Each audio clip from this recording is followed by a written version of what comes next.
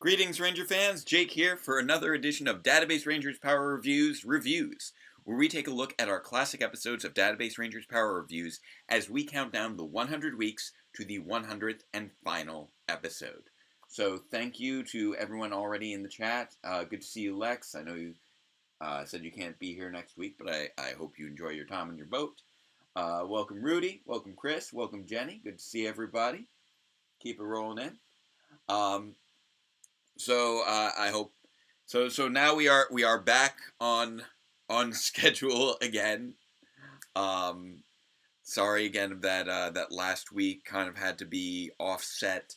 I was still recovering from a sore throat, as I mentioned, so I wanted to make sure that I wasn't trying to do a live stream and risk losing my voice in the middle of it.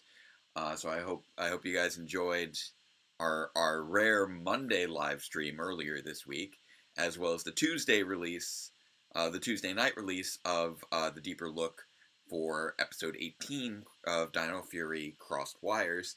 And tomorrow we should be back on schedule with episode 19 for the deeper look at episode 19 of Power Rangers Dino Fury. That will be the makeover. I am going to be working on getting that together right after this. So I'm hoping that that should be coming together smoothly. So nearly done with Dino Fury. My goal is to try and hit the finale for Christmas Day and have and try and release the Christmas episode that same day to give you a twofer. So that's what I'm going to be aiming for, and I'm currently aiming for next Saturday to see if I can do after the deeper look in the morning, hopefully in the afternoon, we might finally be able to get episode 95. It's getting close. I think it is going to take one more week. It's been tough because of, obviously I was sick. We went traveling over the last weekend. You know, a lot of the things that were supposed to be happening after I finished 95 has been happening during, and so that's been pushing everything further and further out. But I'm getting close. And if it's looking good by the end of the weekend, I'm hoping to release a Jake Says Hi to confirm the date. That's my goal right now. I'm pushing for it. Yeah, having to do two deeper looks this week threw things off, but I think that we might actually be looking good on 95, which will be so nice. It's been such a beast of an episode to work through. I hope you're able to understand why when you see it, and I hope you enjoy it. Hey there, Dan. Hey there, Devious. Good to see you both. Hi there, Nightwing Josh. So I know that today was Fan First Friday with Hasbro. I wasn't able to watch it because I was at work, but I have seen some of the news releases, including the Red Ecliptor for the Lightning Collection, more looks at the Dino Megazord for the Zord Ascension project, which I wish I was more hyped for, but there have just been so many editions of the original Megazord at this point that I'm a little burned out on it. It looks quality. It's just we've had a lot of really high quality Dino Megazords over the course of the last 10 years, so it's tough for, and nothing has jumped out to me with that line yet, and probably won't unless they really start bringing out some Megazords that we haven't seen in a while. That's when I'm going to start getting hyped. Ooh, I'm sorry to hear that, Jenny. We're doing okay with at my end. You know, school is exhausting, but not stressful. In that not stressful in that way. When are you back from? So you said you're going to be gone. You're going to be gone next week. Oh, I'm sorry if it comes. I hope it doesn't come out while you're on your cruise. I hope you're back in time. But yeah, next week we are looking at possibly a Saturday release. I'm gonna try, because we do have company coming up on that Saturday, so I'm gonna aim to have it done with editing by then, so that it can just be exporting while we have company. Because otherwise, that's gonna, if I don't have it done by then I'm not going to be able to work on it that day, and that'll push it a little bit farther. So that's tricky. I'm very sorry to hear that about your theater class. Wow, you guys are dealing with some tough things at your schools right now. I'm very sorry to hear that. I wish there was more I could do. Very sorry to hear that. The best I can do right now is try to take your mind off it, as small comfort as that may be. For we are diving into the spring season of year 2. We are flying along through. Before we know it, we'll be flying through years, as we get closer and closer to year 3. But for right now, we're still early on year 2. So let's kick things off, as usual, with our 3 equally non-controversial statements. Number 1. Say with me, chat. Black lives matter. Number 2. Say with me, chat. Fascism is bad.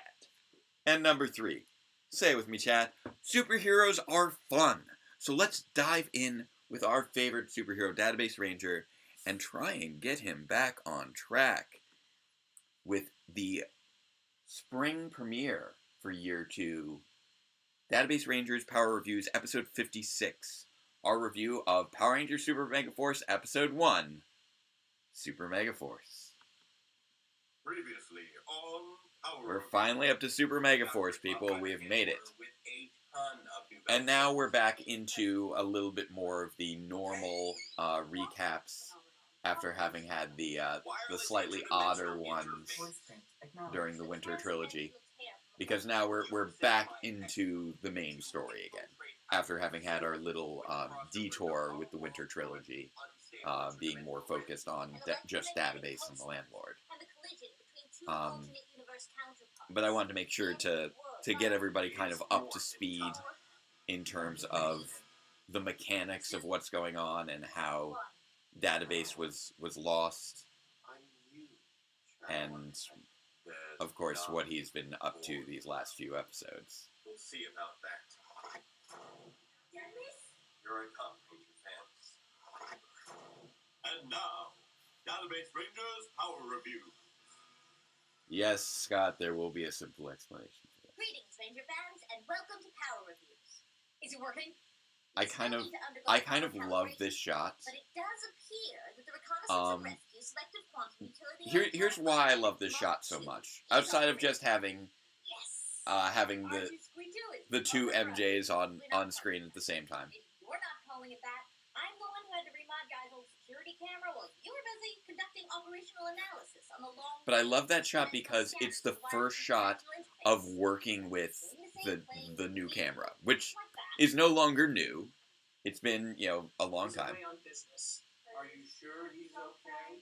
And of course, we had to see the Morposners again. I'm sure he's fine. We haven't seen him since Laundry Day, and that was last year. Look forward to. Bye, Guy. Goodbye. Guys, so not here for the Morposners. I'm getting suspicious. Did you at least have any luck out there? None. That makes 3 sweeps now. If he's inside the facility, I can't find him. Well, is there any chance they could have him locked in a secret bunker or something? They're trying so hard to figure out what happened after the event of the Year 1 finale. This isn't one of those bad news, worse news things, is it? Afraid so. I almost ran into a few old colleagues of mine. What? Don't worry, I wasn't seen. But it looks like Soup is back in town. Well, I will admit that it's not Either way, the best, that the Dr. K and Mayo shot there isn't necessarily the best composite. Mayo's a little bit offset in terms of her eye line. We're gonna review an episode. But I just love the better quality of this camera compared to the camera we'd used up until this point. Because after the year 2 Winter Trilogy,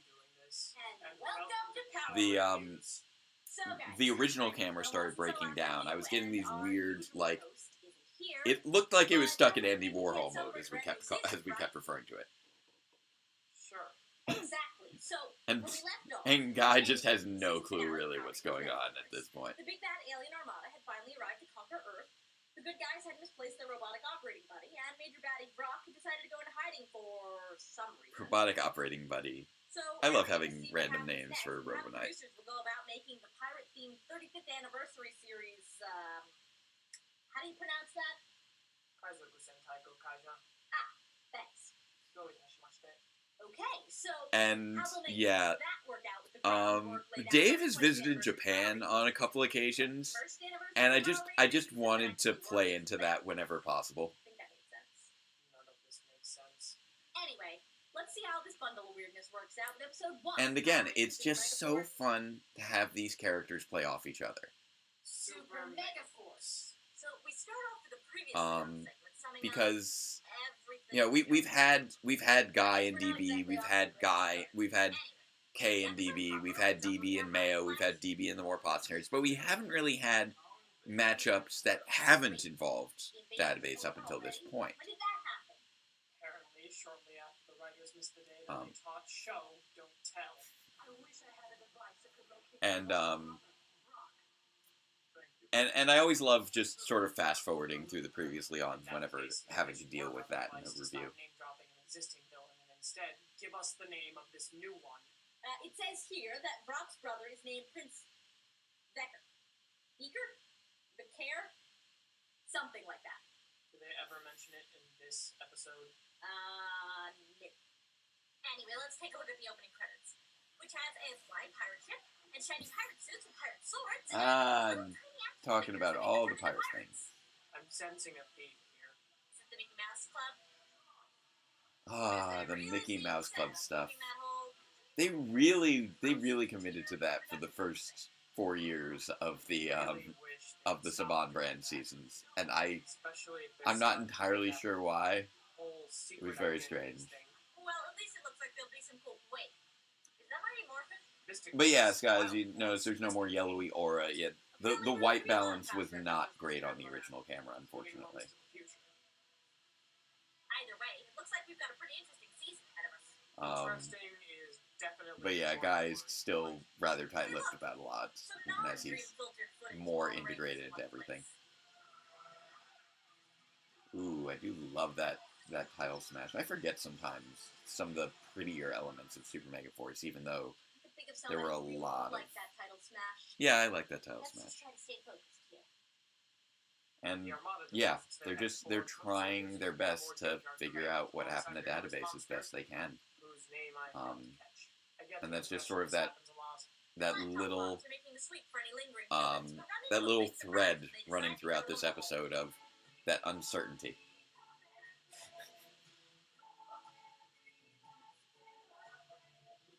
Let's go to the mall today. What did you just do? I got an app for that. So while Emma's busy saving that... Mayo has so much fun sometimes doing the reviews, and I really like having that element of there's at least one character who just genuinely has fun with the reviews outside of Database. I reiterate, do what? Maybe we'll find out later.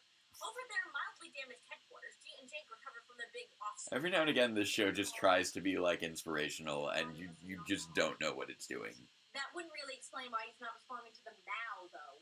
Noah shows up next to give his two friends a hug and to give Tensu a poorly composited pat on his little CG head before Emma joins the group and goes say... How I Met Your Mother, had that ended at that time? I don't remember. Really? What? November 20th, 1998. This is the first time we get that whole... well, not the first time, because we did make reference to it back in episode 46, but... So, the world has seen engagement. Yes! Wait, When Guy did you is say this was? very, November 20th, very particular 1998. about November 20th, 1998. Oh, no reason. Please, just continue with the review. And so is Dr. After K. realizing that the Warstar aliens from the last season were just the first wave, the Like, discussion was interrupted by a sound. I'm it's really fun just trying to see these important elements of what will be running throughout all of year 2. Like, What do you know? It's Troy. So after that short oh, and I still have those little random frames occasionally at this point. I felt like I phased those out As a consolation, much sooner than I. It looks like it took me much longer to get the hang of that than I thought. Super Megaforce mode. A mode even stronger than Ultimate. That's not all. Please stop that. What they really get is an extra mode on top of that called Legendary. I do enjoy acknowledging, doing that little meta awareness of the cutaway gags that are so often used in these types of review shows without really any comment, but the characters are aware of what they're doing as they're doing it. That's always been sort of part of Power Reviews, is that it has what I like to call a 6-foot thick solid glass fourth wall. They're always acknowledging the fourth wall, but the fourth wall exists in universe. Meanwhile, yet another unnamed villain has noticed the handful of explorers that have been defeated by the Rangers, and the Armada decides to renew their attack. Again, this leads to the Megaforce Rangers. Oh, I think I saw Joe from Gokaiger in the foreground for a moment there. I could be mistaken. I still need to actually see Gokaiger. I hate that I have not yet seen Gokaiger after all these years. I know it's been 10 years. I am behind on that.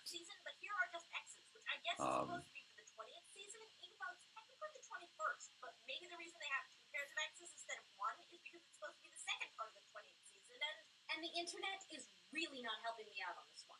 Let's just get this Yeah, nobody could really make agreements on stuff like that. Pistols, Super Mega Blasters, and grappling hook launching, cutlass-inspired Super Mega Sabers to battle the X. Yeah, again, this we were still at that stage where reviews were very much sort of more of an in-universe thing that were happening, and were taking the place of the majority of the actual action of the episode.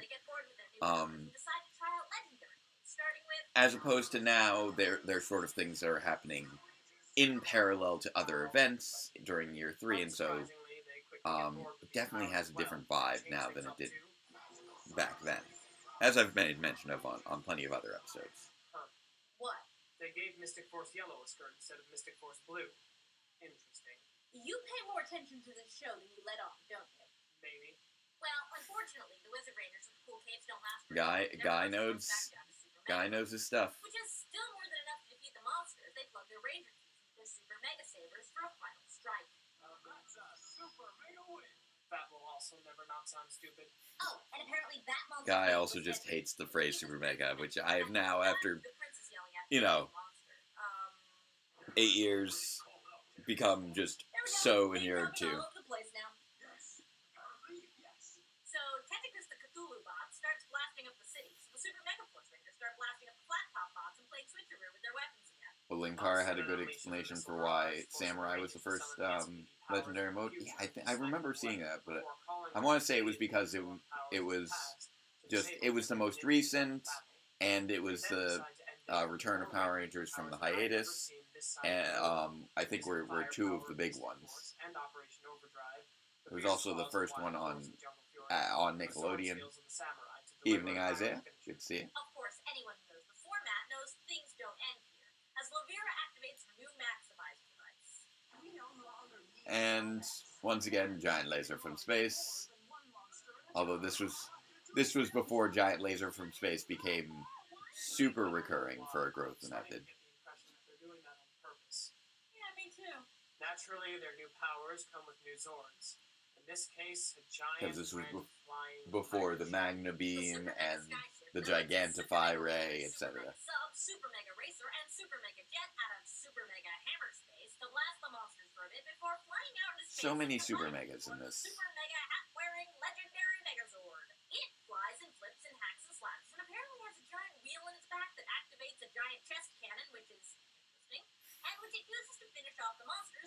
So Super many Mega cannons. Starburst. Super Mega Rangers, that's So many Super cannonballs. Mega win. Have I mentioned how much that will never not sound stupid? After the fight, the Rangers Yeah. head back to the school. Samurai They was the find out first for a lot of students. Maybe One of my the students Super the other Mega day Rangers was just saying orders how earlier and- Samurai Force was their first ever Power Rangers season. Wait, they did all And this without any help they're- from teachers? They're 16, which is just like, And this school only it's needs crazy one how long it's teacher, been. And none of them thought to check for the school's only teacher in what is obviously his office. Let's just finish this. Noah saves Burley's junk and So leads much- him to return to the teaching so diary much where about- Burley gets so applause many for things releasing are so his weird. inspirational speech quoting Troy from the beginning of last year, establishing that he really is the only teacher if the students keep taking his class every year. And Troy skips school to stare at the ocean and wonder what happened to Robonite.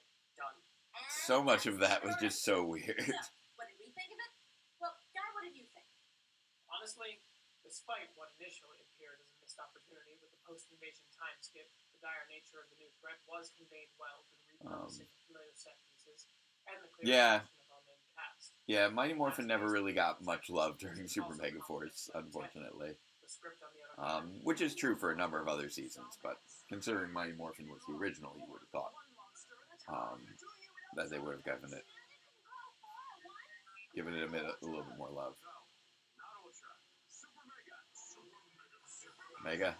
Mega, Mega, Super Mega, Super Mega, Super Mega, Super Mega, Super Mega, Super Mega, Super Mega, Super Mega, Super Mega, Super Mega, Super Mega, Super Mega, Super Mega, Super Mega, Super Mega, Super Mega, Super Mega, Mega.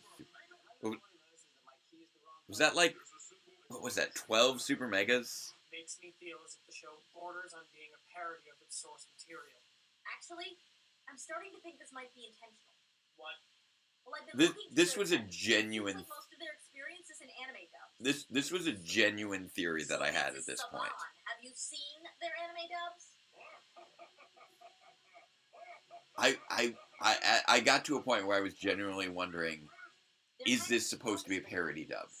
Which is actually the best way to look at this weak exposition. Like, and seeing through it through that same lens as like, I mean, you know, it looks like the writers Digimon, just Samurai realized how Pizza Cats, and all absurd the that, show is and are just making fun of themselves now. I'm really not sure if that's supposed to actually be did better or make Super worse. Megaforce Well, more at least enjoyable overall, for the me. episode did seem to raise Like, the it was stakes. never a matter of, oh, this is very well done or anything. It's more along the lines of, oh, this is so ridiculous. It's funny. Plus, the sillier parts of the plot and the And I dialogue feel like are Super all Megaforce entertaining did and ramp it up funny. in that regard, compared to regular Megaforce. Okay, so be sure to join us next time when we'll look into episode 2 of Power Rangers Super Megaforce, Earth Fights Back. Until And, then, of course, Guy is still farewell, Rangers very fans. unhappy with all of God this. protect you. Done. We're fully And the little calibrated. salutes, we do try to give every character their own specific salute.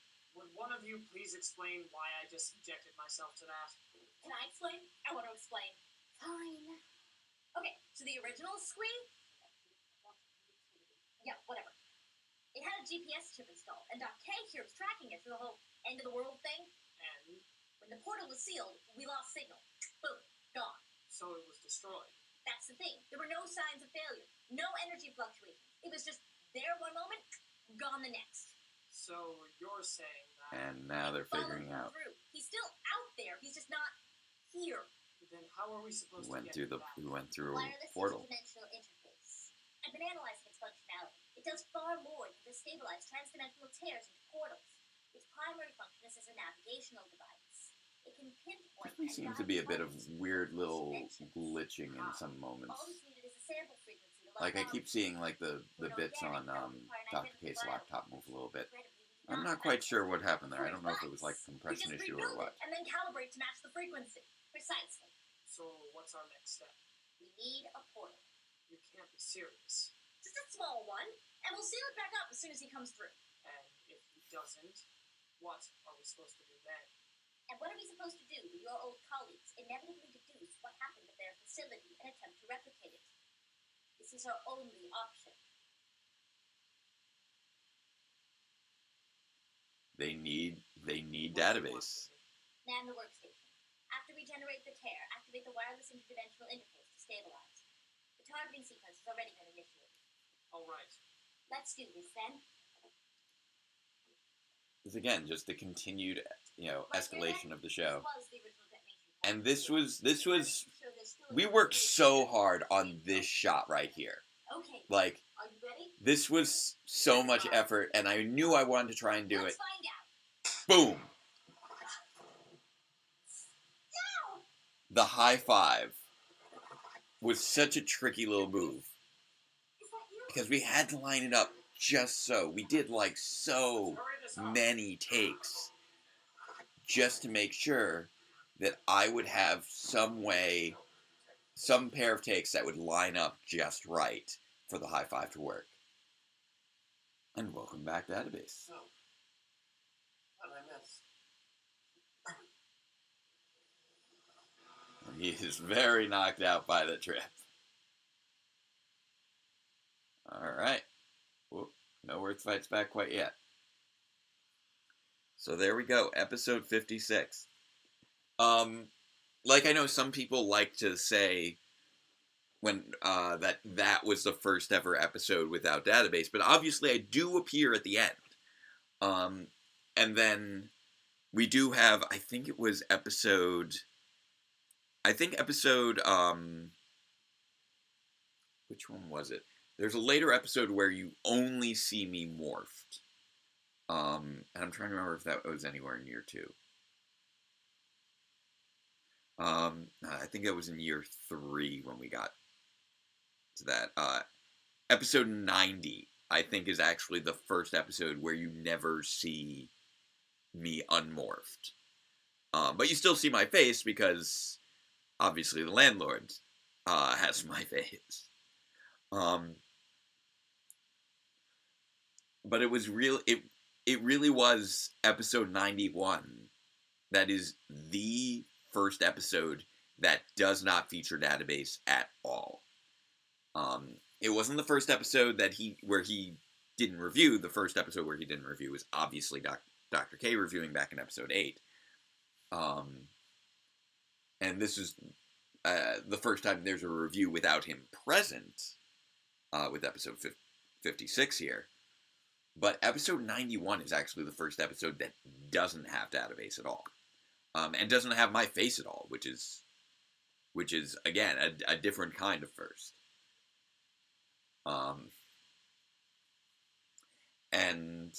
But I wanted to sort of shift the gear, shift the focus after those 3 episodes in a row of just me, of just Database and the Landlord, and the Database clones. Having an episode that was dedicated to the supporting cast. So it needed to be focused around Dr. K, Guy, and Mayo as a new trio. And of course we had to have our little More Popsners cameo, because I love having the More Popsners in there whenever I can. The Interdimensional Hijinx 5-parter in during the summer saga of year 2. Again, Database is at the beginning and end of each of those episodes. In the case of the 5th part, which all takes place inside Dr. K's head, he's technically a figment of her imagination. So, arguably, you could say that technically Database isn't in episode 68. It's just the thought of Database existing in K's head. So, if you want to get technical, I guess you could say that 68 doesn't literally feature Database. It's just the character of Database as represented by the mental image projected by K through the lolcat. But he shows up at the beginning and end of all the Interdimensional Hijinx episodes for the Summer Saga. And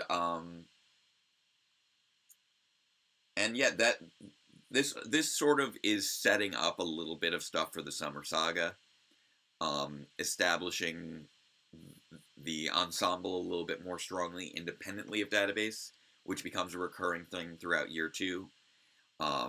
The idea of events happening in parallel thanks to multiple squeeze, because obviously the events here happen parallel to the events of the Winter Trilogy, because the ending of episode 55 is the other half of the ending of episode 56. And then once we get to the Summer Saga, all of that is just reiterating the same day from, 5 different, or the same, 24 hours from 5 different perspectives. And we are running through a similar thread right now.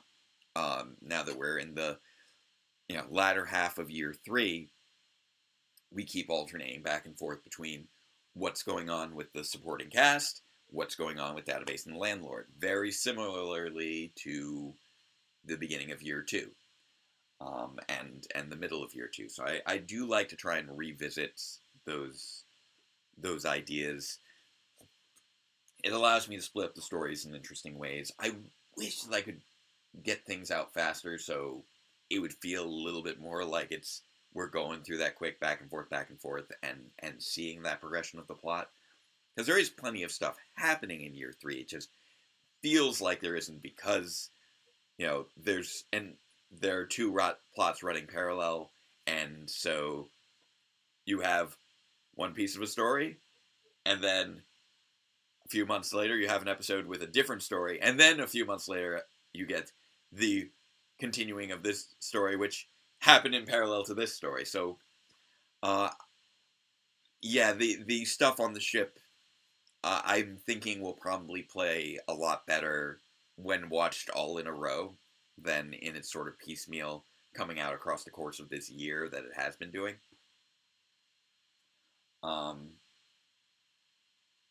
Wait, Scott, is that for real? Is Star Trek Prodigy really skipping the 2-part premiere to start with episode 3 just like Samurai did? Because if so, that is hilarious. And heavily ridiculous. I also wanted to, in this episode, we had that whole big speech from Guy about November 20th, 1998, really hammering that home as an important date, because, again, we explore the importance of that date during the Winter Trilogy, or during the Summer Saga. We explore the importance of that date again at the end of year 2, when we have the big conversation with the directors, and we find out the details of exactly what Dr. K did. And now we have even more information as we found out who the landlord actually is, and we're going to be getting a bit more detail on that and how that connects to what happened on that day of November 20th, 1998. Oh, I can't tell you how much I would have loved to have been able to release an episode November 20th this year. I couldn't make it happen. I'm just pushing so hard. That's interesting. The Star Trek Prodigy premiered on YouTube. Huh, didn't know that. Oh, and I realized I was talking about Fan First Friday earlier, and I didn't mention the preview pages that came out for Power Rangers Universe #1, which is going to be ridiculous. I still can't believe they're actually finally going to be exploring the origins of the Phantom Ranger, right as I'm getting to the end of Power reviews. That is still insane to me. And okay, I don't know how many of you have seen the preview pages for Power Rangers Universe #1. So I'm gonna do a little wave here when I'm done. If you don't want spoilers, you can just kind of mute me, and then I'll do a little wave to indicate the spoilers are done. Okay? So here come spoilers in 3, 2, 1. All right. So those preview pages show the Phantom Ranger in the past going through a portal into the Morphing Grid and encountering Dark Spectre. What? We're having a story of the Phantom Ranger going through a portal into a world outside of reality and encountering Dark Spectre. Boom Studios. What are you doing? What is happening? You can't have known where my story was going. What is happening here? Okay. Enough on the spoiler front. Sorry if any of you... We're done with spoilers now. We're done with the spoilers of that preview. But, oh man. It's so weird. Some of this stuff has been so weird with the way that spoilers, with the way the comics have gone, because it reflects stuff that I have been working on for a decade. And it's so weird to see it popping up now, right as I'm at the end. So I don't know what's going on with that. I don't know how these things happen. It's hilarious and baffling. Hopefully it'll build up some hype for people to be checking out Phantom Ranger content. And they'll come over to see the good old Database Rangers Power reviews and check that out. Because we are right now so close to 4,000 subscribers. I really want to finally hit that 4,000 if possible by the end of the year. I really need to try and put out some social media calls on that, because we are like, I want to say like 112 subscribers away from hitting 4K, and normally that would take months. I would love to see if we could actually hit 4K like super quick, because we're so close to it. And it is eating away at me a little bit. I really want the channel to grow over the course of this next year, just so we can end Power Reviews on a high note. It's been such a long trek. I really want to finish up strong. So hopefully these commentaries have been a nice way for those of you to catch up and catch all the little details that you may have missed the first time around. And we'll be continuing our journey next week. I will give you a heads up that I may be rescheduling one of the upcoming live streams, just because it's currently scheduled for New Year's Eve, and we may have plans for New Year's Eve, but I'll let you guys know in advance. So I might end up moving the New Year's Eve stream to New Year's Day, just because we are looking at potentially having plans for that night. Still not 100% sure how everything's going to go, still firming that up, but should still be good for Christmas Eve, because I'm a ridiculous person.